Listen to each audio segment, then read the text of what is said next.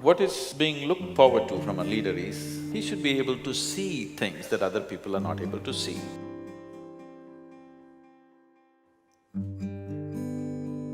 Leadership is not about you asserting yourself over somebody.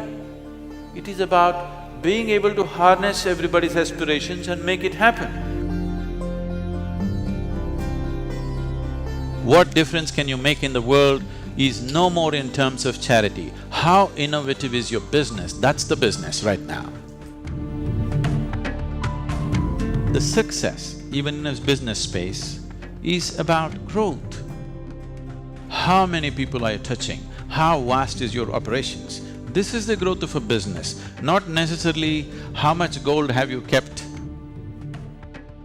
For the very first time in the history of humanity, we have the necessary resource, we have the necessary capability, we have the necessary technology to address every human problem on the planet. Even 25 years ago, we couldn't have dreamt of it. But the only thing that is missing is consciousness. We are producing enough food for 17 billion people. We are only 7 billion people, but close to half the population is starved. Not because resource is lacking, simply because consciousness is lacking. We are still thinking you versus me, we are not thinking we. Changing the consciousness of the leadership shouldn't take a long time if you find access to them. The only global mechanism on the planet is economic mechanism. Politics, military, religion, all these things are split up. Economy is one thing which bridges across all divides. Only an economic leader can cross boundaries and go where he wants. A political leader cannot do it, a military leader cannot do it, a religious leader cannot do it. The only person who can really build what he wants across the globe is only the economic leader ultimately. In this effort, at one time I aimed at the political leadership.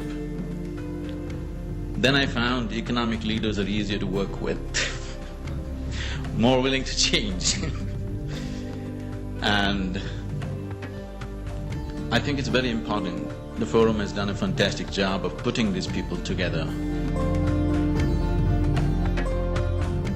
Inclusiveness means making sure every human being on this planet has an active role to play in the economic process. Once you're a leader, the very way you think, the way you feel, the way you act, every single thing that you do affects millions of people.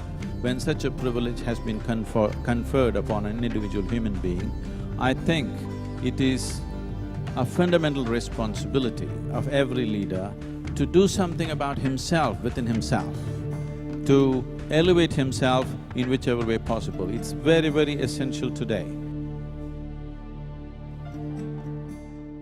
In all these years of life, how many of you have passed through one 24-hour stretch, that is one single day, absolutely joyfully, without a single moment of irritation, agitation, pain, frustration? 24 hours. Very few people on this planet can say yes to this, very few.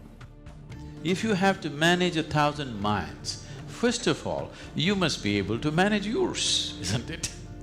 You cannot manage your own mind, how are you going to manage 1,000 minds?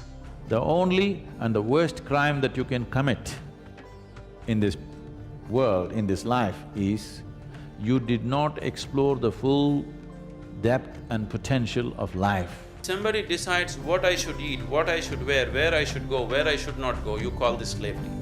But now somebody decides what should happen within me. Is this not slavery? Anybody can make you go haywire any moment in your life.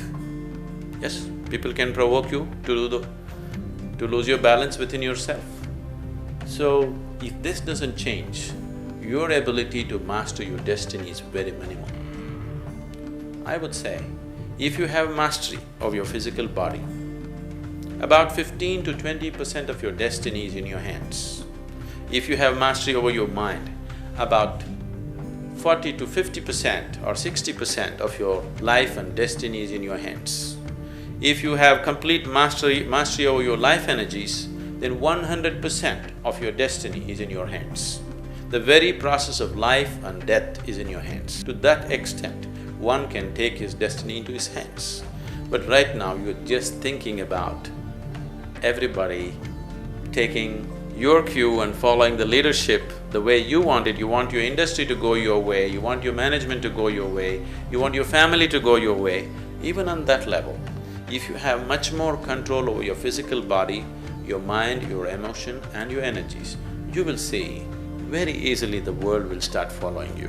Rather than you being a slave of the situations, you start creating situations the way you want it. So this is an inner science. As there is an external science for external well-being, there's an inner science for inner well-being.